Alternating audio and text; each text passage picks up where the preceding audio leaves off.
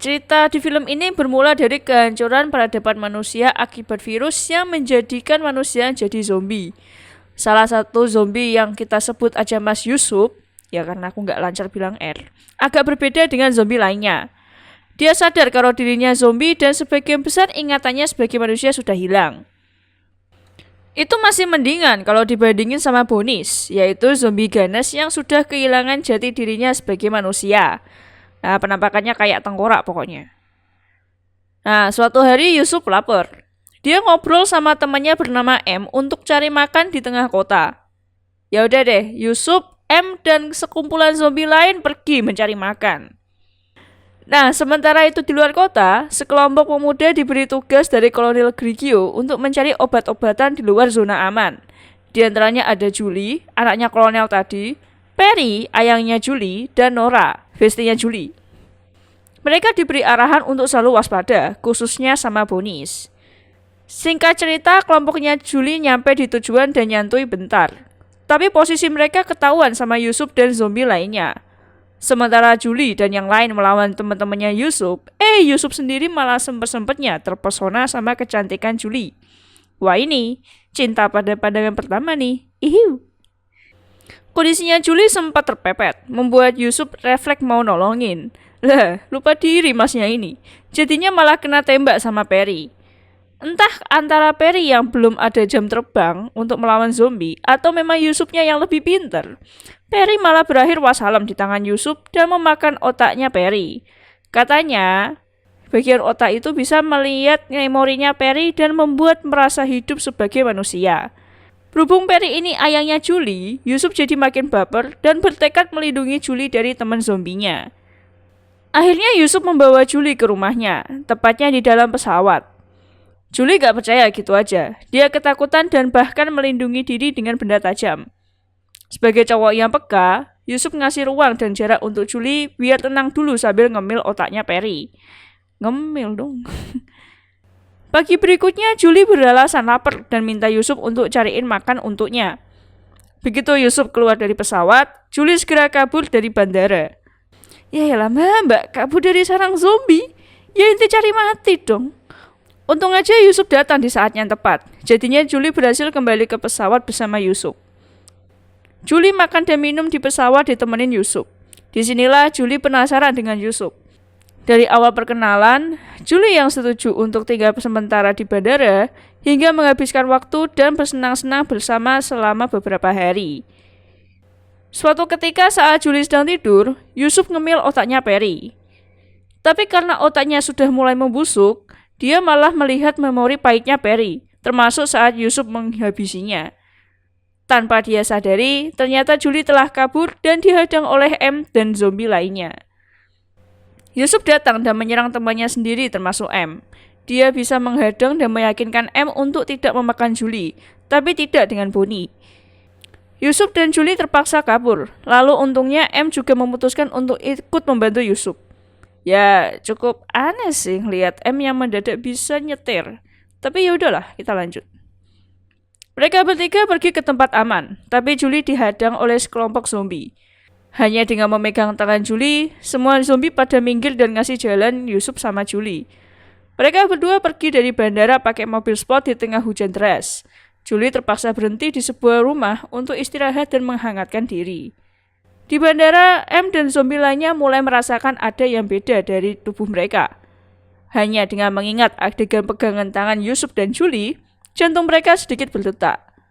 Bonis mendatangi mereka dan mulai mengancam M dan yang lain.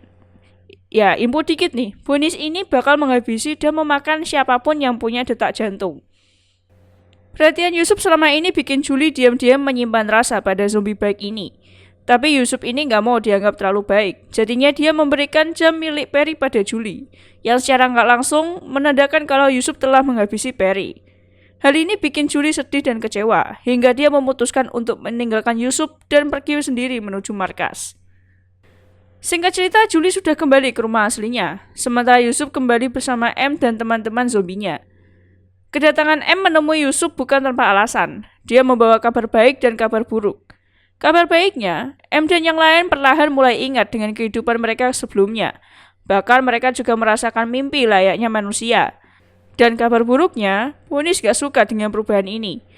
Mereka sedang memburu Yusuf dan Julie, bahkan berniat menyerang markas tempat tinggalnya Julie. Yusuf harus segera memberitahu Julie soal kabar ini.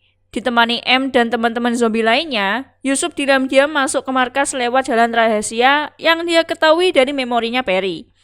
Selagi Yusuf nyari rumahnya Julie, tentunya dengan memorinya Perry juga, Julie menceritakan Yusuf pada Nora dengan sangat semangat.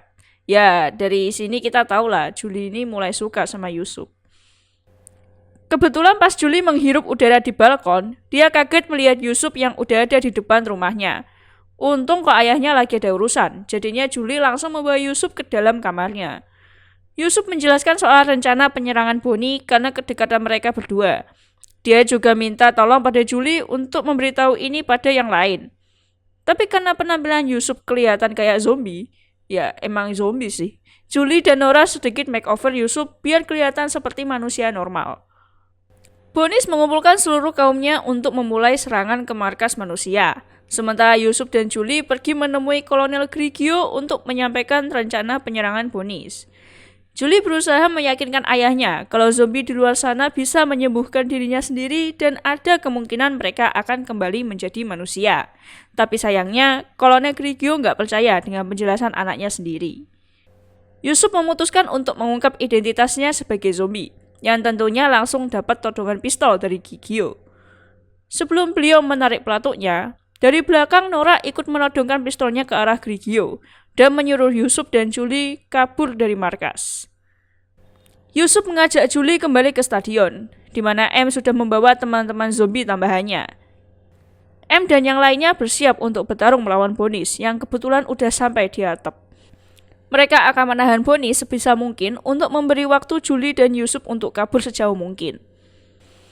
Ya, pasti adalah beberapa Bonis yang lolos dan mengejar mereka berdua. Sementara pasukannya Grigio mulai mencari Julie dan Yusuf di dalam stadion.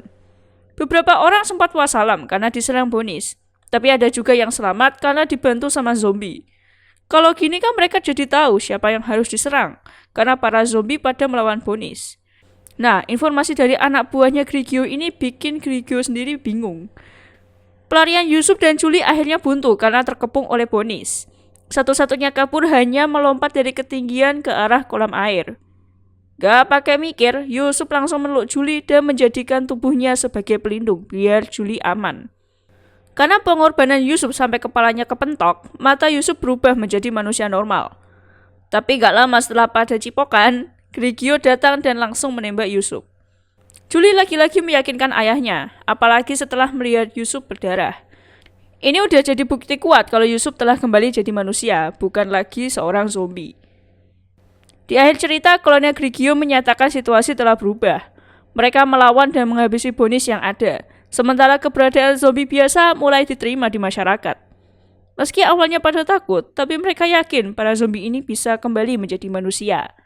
Sementara itu, M telah menemukan wanita idamannya, apalagi Yusuf dan Julie yang pasti udah fix pacaran. Karena kondisi sudah benar-benar aman, tembok markas akhirnya dirobohkan dan peradaban manusia bisa dibangun seperti semula. Jadi itulah Warm Bodies. Ya kalau kalian nanya kenapa kok banyak gak logisnya dan serba tiba-tiba, ya maklumin aja sih. Namanya juga romance, gak ada yang bisa dijelasin pakai logika. Film ini menurutku bagus ya. Menurutku waktu SMA ya. Apalagi ngeliat karakter Yusuf yang cakep. Gimana menurut kalian? Tulis pendapat dan request film dari kalian di komentar. Terima kasih buat kalian yang udah nonton. Bisa kali klik like-nya, subscribe yang belum, dan nantikan alur film atau series dari kami. Kesepian tanpa kekasih, sekian terima kasih. Sampai ketemu di pembahasan berikutnya. Bye-bye.